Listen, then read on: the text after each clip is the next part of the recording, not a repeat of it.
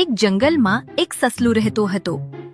તે બહુ ઝડપથી દોડતું અને હંમેશા પોતાના પર ગર્વ કરતું. એક દિવસ સસલાએ મજાક કરી તેને કાચબાને કહ્યું, શું તું મારી સામે દોડ લગાવીશ? હા.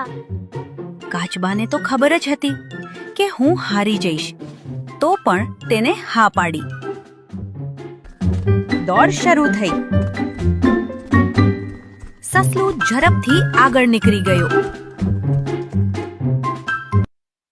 તેને વિચાર્યું, હું તો સરળતાથી જીતી જઈશ. એટલે તે એક ઝાડ નીચે આરામ કરવા બેસી ગયો અને ઊંઘી ગયું.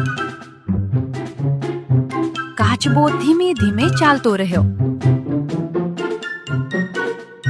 થોડા સમય પછી તે સસલાને પાછળ છોડીને અંતિમ રેખા પાર કરી ગયો. બધા પ્રાણીઓ તાળીઓ પાડવા લાગ્યા. આ સાંભળી સસલું જાગી ગયું. પરંતુ ત્યારે ખૂબ મોડું થઈ ગયું હતું. તેણે જોયું કે કાચબો જીતી ગયો હતો.